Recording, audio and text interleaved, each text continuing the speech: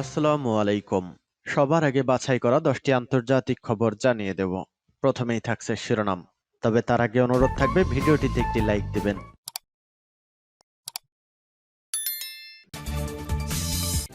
জানিয়ে দিব হাতে থাকা সর্বশেষ আপডেট আন্তর্জাতিক সংবাদ।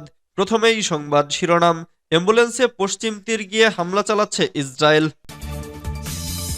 এরপর জানিয়ে দিব আল জাজিরার কয়েকটি ওয়েবসাইট বন্ধ করল ফিলিস্তিন।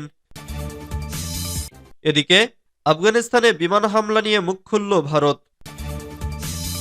আরও জানিয়ে দিব নেতানিয়াহুর জন্য হুমকি হয়ে উঠেছেন এরদোয়ান। সর্বশেষ জানিয়ে দিব হাসান নাসরুল্লাহর জানাজার সময় ঘোষণা, সন্ত্রাসবাদের বিরুদ্ধে লড়াইয়ে ইরানের প্রশংসা। এতক্ষণ শুনছিলেন সংবাদ শিরোনাম, এবারে বিস্তারিত। তবে অনুরোধ থাকবে ভিডিওটিতে একটি লাইক করবেন এবং কমেন্ট করে জানিয়ে দিবেন কোন জেলা থেকে আপনি আমাদের এই ভিডিওটি দেখছেন। অ্যাম্বুলেন্সে পশ্চিম তীর গিয়ে হামলা চালাচ্ছে ইসরায়েল। চিকিৎসকের ছদ্মবেশ ধরে পশ্চিম তীরে ফিলিস্তিনি শরণার্থী শিবিরে প্রবেশ করে বাসিন্দাদের ওপর নৃশংস হামলা চালাচ্ছে বর্বর ইসরায়েলি সৈন্যরা। সম্প্রতি এমন একটি ভিডিও ফুটেজ সামাজিক যোগাযোগ মাধ্যমে ভাইরাল হয়েছে। সামাজিক যোগাযোগ মাধ্যমে সম্প্রতি শেয়ার করা একটি ভিডিওতে দেখানো হয়েছে 2 সপ্তাহ আগে উত্তর পশ্চিম তীরের বালাতা ক্যাম্পে একটি অ্যাম্বুলেন্স নিয়ে প্যারামেডিকদের ছদ্মবেশে প্রবেশ করে ইসরায়েলি বাহিনী। তারপর শিবিরে অবস্থানরত শরণার্থীদের ওপর বর্বর হামলা চালায় তারা। আল জাজিরার কয়েকটি ওয়েবসাইট বন্ধ করল ফিলিস্তিন। অধিকৃত পশ্চিম তীরে আল জাজিরার অফিস বন্ধ করে দেওয়ার পর এবার কাতার ভিত্তিক সংবাদ মাধ্যম এর কয়েকটি ওয়েবসাইট বন্ধ করল ফিলিস্তিন। আদালতের নথির বরাতে আল জাজিরা জানিয়েছে, পশ্চিম তীরের রামাল্লার ম্যাজিস্ট্রেট আদালত 4 মাসের জন্য দেশটিতে আল জাজিরার বেশ কয়েকটি ওয়েবসাইট বন্ধ রাখার নির্দেশ দিয়েছে। নথি অনুসারে ওয়েবসাইটগুলি এমন উপাদান প্রকাশ করেছে যা জাতীয় নিরাপত্তার জন্য হুমকি এবং অপরাধকে উস্কে দেয়। সংস্কৃতি, রাষ্ট্র ও যোগাযোগ মন্ত্রণালয় সহ ফিলিস্তিনের একটি মন্ত্রী পর্যায়ের কমিটি এই সিদ্ধান্তের যৌক্তিকতা তুলে ধরে বলেছে, নেটওয়ার্কটি দেশে প্রতারণা ও সংঘাত উস্কে দিচ্ছে এমন উপাদান ও প্রতিবেদন প্রচার করছে। এদিকে আল জাজিরা এই সিদ্ধান্তের সমালোচনা করে বলেছে, এটি অধিকৃত অঞ্চলে সংঘটিত দ্রুত বর্ধমান ঘটনাগুলো কভার করা থেকে চ্যানেলটিকে বিরত করার একটি প্রচেষ্টা। এটিকে আল জাজিরার কর্মীদের বিরুদ্ধে ইসরায়েলি দখলদারিত্বের পদক্ষেপের সাথে সামঞ্জস্যপূর্ণ বলে অভিহিত করা হয়েছে। আফগানিস্তানে বিমান হামলা নিয়ে মুখ খুলল ভারত। আফগানিস্তানের পকতিকা প্রদেশে পাকিস্তানি বিমান হামলা নিয়ে দুই দেশের মধ্যে উত্তেজনা বিরাজ করছে। এ ঘটনার নিন্দা জানিয়েছে ভারত। সোমবার ভারতের পররাষ্ট্র মন্ত্রণালয় জানিয়েছে, নিজেদের ব্যর্থতা ঢাকতে প্রতিবেশীকে দোষারোপ করা ইসলামাবাদের পুরনো অভ্যাস। খবর এনডিটিভি ও হিন্দুস্তান টাইমস। গত 24 ডিসেম্বর পাকিস্তানের আফগানিস্তানের পকতিকা প্রদেশে একটি পাহাড়ি এলাকায় হামলা চালায় পাকিস্তানি তালেবানরা। এর ফলে নারী, শিশু সহ 51 জন নিহত হয়। এই হামলায় 60টি গ্রাম ক্ষতিগ্রস্ত হয়েছে। বিশেষ করে লামানে একই পরিবারের 5 জন নিহত হয়েছেন। ভারতের পররাষ্ট্র মন্ত্রণালয়ের মুখপাত্র রণধীর জয়সওয়াল বলেন, আমরা আফগানিস্তানের নারী ও শিশু সহ নাগরিকদের ওপর বিমান হামলার কিছু মিডিয়া রিপোর্ট পেয়েছি। এতে অনেক মূল্যবান প্রাণ শেষ হয়ে গিয়েছে। আমরা পরিষ্কারভাবে নিরীহদের প্রতি যে কোনো হামলার নিন্দা করছি।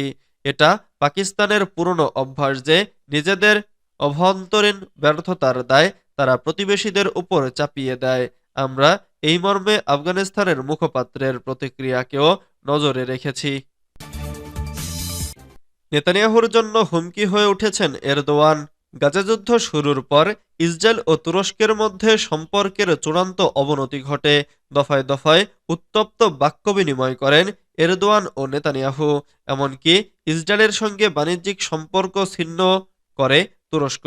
তবে শক্তিশালী দেশ দুটি কখনো সরাসরি সংঘাতে না জড়ালেও এবার সেই শঙ্কাই তৈরি হয়েছে বলে এক প্রতিবেদনে জানিয়েছে টাইমস অব ইসরায়েল। ইসরায়েল ভিত্তিক সংবাদ মাধ্যমটি বলছে, সিরিয়া ইস্যুতে এখন মুখোমুখি দাঁড়িয়ে আছেন এরদোয়ান ও নেতানিয়াহু। বাশার আল আসাদের পতনের পর দামেস্কের ক্ষমতা এখন বিদ্রোহীদের হাতে। তুরস্ক সেখানে নিজের এক উপস্থিতি নিশ্চিত করতে চাচ্ছে, যাকে নিজ স্বার্থের জন্য বড় হুমকি মনে করছে তেল আবিব। গেল মাসে বাশার আল আসাদের পতনের ঘটনাটি ঘটে বিদ্রোহীদের হাতে। হায়াত তাহরির আল শামের নেতৃত্বাধীন বিদ্রোহীদের এই অভিযানে মদত জুগিয়েছে তুরস্ক। এরদোয়ানের ছকে বাশার আসাদ যখন দৃষ্টিসীমার বাইরে, তখনই আবির্ভাব ঘটে ইসরায়েলের। সুযোগ বুঝে সিরিয়ার গুরুত্বপূর্ণ ও কৌশলগত অঞ্চল কবজায় নেয় নেতানিয়াহুর বাহিনী। এরপরই ঘটে আসল বিপত্তি। হাসান নাসরুল্লাহর জানাজার সময় ঘোষণা, সন্ত্রাসবাদের বিরুদ্ধে লড়াইয়ে ইরানের প্রশংসা। ইহুদিবাদী ইসরায়েলের টেলিভিশন চ্যানেল 12 এক প্রতিবেদনে জানিয়েছে যে ফিলিস্তিনি সমর্থকদের বিক্ষোভের ভয়ে অস্ট্রেলিয়া বিশ্ব আই হকি চ্যাম্পিয়নশিপের আয়োজন করা থেকে নিজের নাম প্রত্যাহার করে নিয়েছে। অবরুদ্ধ গাজা উপত্যকায় ইহুদিবাদী ইসরায়েলের 966টি মসজিদ ধ্বংস, দক্ষিণ আফ্রিকা, শ্রীলঙ্কা, ব্রাজিল এবং ফ্রান্সে 4 ইহুদিবাদী সৈন্যের তদন্ত, ইংল্যান্ডে হাজার হাজার বাড়ির বিদ্যুৎ বিচ্ছিন্ন, ফিলিস্তিনি সমর্থকদের মাধ্যমে বিক্ষোভের ভয়ে বিশ্ব আইস হকি চ্যাম্পিয়নশিপের আয়োজক হওয়ার দৌড় থেকে অস্ট্রেলিয়ার নাম প্রত্যাহার, বলিভিয়া এবং ভেনেজুয়েলার সঙ্গে বৈজ্ঞানিক ও প্রযুক্তিগত সহযোগিতা বাড়ানোর জন্য ইরানের প্রস্তুতি ইত্যাদি ইরান ও বিশ্বের নানা খবরাখবর তুলে ধরা হলো। সিরিয়ার হোমসে 500 জন গ্রেফতার এবং বাশার সরকারের আমলে নিরাপত্তা কর্মকর্তাদের ওপর নির্যাতন। সিরিয়ার হোমস শহরে 500 সিরীয় নাগরিককে গ্রেফতারের ঘোষণা দিয়েছে Syrian observatory for human rights. তাদের মধ্যে দেশটির সরকারের কিছু সাবেক কর্মকর্তা রয়েছেন। এদিকে স্থানীয় লোকজন জানিয়েছেন যে টানা চতুর্থ দিনের মতো এ শহরের কারিগরি ও প্রযুক্তি সেবা বিভাগে আলেভি সম্প্রদায়ের কর্মচারীদের আসতে বাধা দিয়েছে সশস্ত্র প্রতিপক্ষরা। ইরানের আরবি ভাষার টেলিভিশন চ্যানেল আল আলমের মতে ফিলিস্তিনের ধর্মীয় বিষয়ক মন্ত্রণালয় এক প্রতিবেদনে জানিয়েছে যে ইহুদিবাদী শাসক গোষ্ঠী গত এক বছরে এবং যুদ্ধের ধারাবাহিকতায় গাজা উপত্যকায় 966টি মসজিদ সম্পূর্ণ বা আংশিকভাবে ধ্বংস করে দিয়েছে। ইহুদিবাদী ইসরায়েলের একটি মিডিয়া জানিয়েছে যে গাজার যুদ্ধে যুদ্ধাপরাধ সংগঠনের জন্য দক্ষিণ আফ্রিকা, শ্রীলঙ্কা এবং ফ্রান্সে থাকা 4 ইহুদিবাদী সৈন্যের তদন্ত ও জিজ্ঞাসাবাদ চলছে। একই সময়ে ইহুদিবাদী টেলিভিশন চ্যানেল জানিয়েছে যে গাজা যুদ্ধে অংশ নেয়া ইসরায়েলি সেনাদের বিরুদ্ধে 10টি দেশ 50টি অভিযোগ নথিভুক্ত করা হয়েছে। ইহুদিবাদী ইসরায়েলের টেলিভিশন চ্যানেল 12 এক প্রতিবেদনে ঘোষণা করেছে যে ফিলিস্তিনি সমর্থকদের বিক্ষোভের ভয়ে অস্ট্রেলিয়া বিশ্ব আইস হকি চ্যাম্পিয়নশিপের আয়োজনের বিড থেকে নিজেদের প্রত্যাহার করে নিয়েছে।